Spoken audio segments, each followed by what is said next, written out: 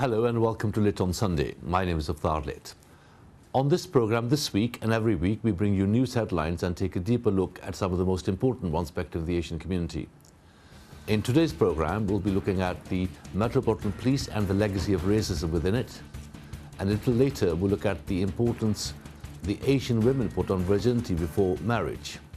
But just before that, let's have a look at the news headlines. Good morning, thank you for joining me. The judge will finish summing up in the trial of a murdered Sunrise Radio receptionist on Monday. 4 men are accused of carrying out the murder of 28-year-old Geeta Olak in Greenford on the 16th of November last year. The Old Baileys heard Geeta's husband ordered 3 men to murder her and made sure he was in a pub with CCTV on the night of the brutal attack. The prosecution has called Harpreet Olak smug and unrepentant. They've argued the Punjabi men condemned Geeta to death for daring to seek a divorce. 4 men deny Geeta's murder and the trial continues. Widespread disruption is expected on the tubes again tonight after talks broke down. Members of the RMT Union and the Transport Salaried Staffs Association have staged 3 strikes in recent months over threats to cut about 800 jobs. Failure to reach a deal has raised the prospect of widespread disruption on Monday. An MEP has been telling us how he's been targeted by the far right after he got involved in discussing the provision of halal and kosher meat. Sajid Karim's house was dubbed with the initials BNP 5 months ago, and he's received abusive, racist and threatening emails. Mr. Karim told us he decided on 24-hour surveillance of his family's home after speaking to police about the threats and admitted it's particularly hard as he's away a lot. A British Army Gurkha from Hounslow is on board to encourage Asian people to fill in the census.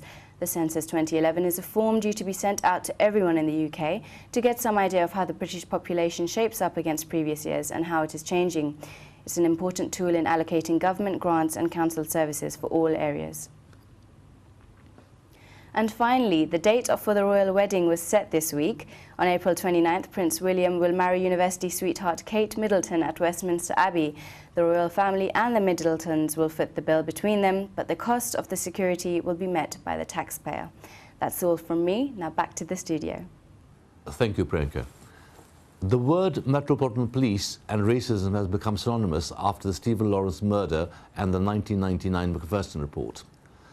Grudgingly, the bosses at the Metropolitan Police accepted then that there was racism in the police ranks and they pledged to root it out. Since then, some of the most senior Asian officers have left the service, citing racism. We asked Raj Mehta to take a closer look. There have been a number of reports over the years about Asians and the police. In the 1960s and 1970s, there was seen to be a lot of racism within the police. With this in mind, there has most recently been a damaging revelation last year that the number of black and Asian senior officials within the police force are the same as it was 10 years ago. Does this mean that the police force is a racist institution that is holding back the progress of ethnic and black police officers? The police were 10 years ago labelled institutionally racist after the murder of black Stephen Lawrence by a report which was called the Macpherson Report, done in 1999. This report saw the media sweep on the Metropolitan Police and labelled them further as an organisation in which racism is festering amongst police officers and amongst the operations within the public domain. Having set up the organisation, so many people have come forward with race discrimination problems, the feelings. It's not only police officers and police staff, but also members of the public who have come forward to us and told us about how they've experienced race discrimination. Now, so that makes me even more concerned that this problem is a problem which is still going on after 10 years it was highlighted, and it's still no better today. So it's a problem which has to be tackled head-on so we can help reduce that growing problem. There has been much coverage on Asian police officers. Other Asian police officers who have seen the limelight in the UK, such as the highest-ranking Asian Muslim police officer who warned in 2006 that the Metropolitan Police anti-terror legislation gave cause to discriminate against Muslims. This comment by Officer Tariq Ghafoor, who retired in November 2008, saw much attention, and he voiced his concern over the 42-day holding of a suspect without charge. Officer Tariq Ghafoor had a 34-year-long career with the Metropolitan Police. He had brought action against the Metropolitan Police Force for racial discrimination and accused the Metropolitan Police Commissioner at the time, Sir Ian Blair, as being racist. which shortly followed the suspension of Officer Ghaffur. Officer Ghaffur received an out-of-court settlement of £300,000 and had previously held a press conference condemning Sir Ian Blair, and a turn of events took place when in court, as Mr. Tariq Ghaffur said he received death threats. As the case took place, he had bodyguards. It seems that Mr. Ghaffur's exposure to racism, even at such a high level of policing, is concerning. Well, there's not any real facilities for them, apart from the Black Police Association, which the members can approach. But going back to what I've said, they're not in a position to help because they are still within the police remit. So if there's a race, someone claiming a race discrimination case against them, they're saying the police have been racist against them, it should be down to an independent organisation to investigate it, which is what we're trying to achieve. We're trying to get an independent body to investigate these race discrimination cases, because the police aren't able to identify or deal with race discrimination cases against them, and they certainly can't fully appreciate race discrimination against cases against members of the public.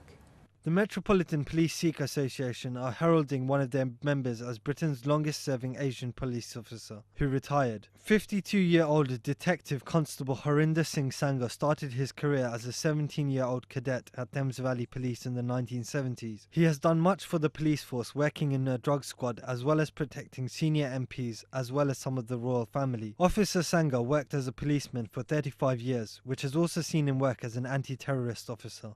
On the other side of the spectrum in the world of policing is former Muslim commander Ali Desai, who has claimed racial discrimination within the police force. He was subsequently paid £80,000 and the Metropolitan Police withdrew the investigation operation called Helios on Desai. In February, Desai was jailed for perverting the course of justice where he had made a false arrest. He is jailed for 4 years and has been refused an appeal against his conviction for corruption. Desai has been apprehended since February and has been in jail for 9 months. Officials at the prison that Desai is in have reported that 2 inmates were both saying that they were the victim of assault by the other. He has been making complaints about his time in jail and has moved jail on many occasions, with complaints of racism and abuse. Asian and black officers are vulnerable to racism, and some of them have done a lot for society. As far as us Asians is concerned, I think it's improved a lot. If you look at, we had our very first Asian constable in 1969, and if you look at the records, back in April in '69, the Home Secretary, James Callaghan, had given authority that Sikhs could join the Metropolitan Police Service with turbans, and yet it took us to 1982 before a Sikh joined the service, or Metropolitan Police Service, with a turban on. We should be quite proud that we've had Asian female officers in the police service here from 1971. And although even today some people find it unacceptable, but we've had people since '71. If you look at progress, the progression through ranks, if you look at 1982, in 1982, we had 4, they all happen to be Sikhs, or 4 Asians who were sergeants in the supervising rank. And later on in '82, we had our first Asian or Sikh inspector. So the progression has been there. And if you look at today, we have a assistant commissioner, we had a deputy assistant commissioner, we had a commander, we got a superintendent ranks. I think we have at least 4 or 5 chief inspectors. And in due time, the people coming through the ranks, they will progress. Most recently, there has been the recent jailing of an Asian police officer for 11.5 years. Salim Razak, 33-year-old, who worked for the Lancashire Police, was said to have helped his brother in a drug-dealing turf war in Preston. He had hidden guns and ammunition, 2 Uzi machines alongside 228 bullets, and the excessive sum of £70,000 in cash, which was all hidden in his home. Mr. Salim Razak admitted to several charges at the Liverpool Crown Court. Corruption and racism in the police is quite disgusting for our country at the same time. The reason I think this is because they prevent us from being racist and taking corruption. If I took bribe from you, that would be a disgrace to my own country, because I'm selling my country to people who don't even care about my country. That performance is really very good, but everywhere corrupt people live in everywhere. Good and bad people are the part of our life. That would be appalling if it's not eradicated now. I thought it's gone now, I would have thought, you wouldn't expect that to be around now. We live in a very, very cosmopolitan society. So that would not be acceptable at all, really. Yeah, I'd be shocked if it's still going on, Yeah, we can say, but I don't know about the corruption. I don't know, no idea. Regardless of the police or whatever the department, but corruption is everywhere. But here in UK, corruption is hidden, it's not exposed. I don't think so. We find any corruption in Metropolitan Police. But as far as the racism, that's not a new issue. That's a very old issue, and you can't ignore that. You get good and bad in the police anyway, so they can be fair, they can be equal, but they can be racist and they can be corrupt at the same time. You can't really win. I first time listen from you that corruption in Metropolitan Police. Well, I come from Cleveland area and I've seen a bit of it myself, so it's not very easy to deal with, but unfortunately it's there and we have to deal with it. So I think they are trying to stamp it out, but it's going to take a while. The latest developments are damaging in the sense that the Metropolitan Police still lack senior officials who are black and from an ethnic minority. The Metropolitan Black Police Association, which represents black and ethnic minority officers, has revealed that in 2007 and 2008, 3/4 of all the Metropolitan Police's senior officers and civilian staff were said to have launched race discrimination action against the Metropolitan Police Force. The Metropolitan Police Commissioner, Sir Paul Stevenson, denies any racism in the force. Certainly the label came, in fact it was coined in the Scarman report first and foremost, but where the label actually got stuck onto the Metropolitan Police was Lord Macpherson's report, of course, into the death of Stephen Lawrence. That was around 11-12 years ago. The fact is that the Metropolitan Police is still institutionally racist. It would be right to say that they have actually increased people of colour within the force literally by twice. But the fact of the matter is that in relation to results, people are still suffering.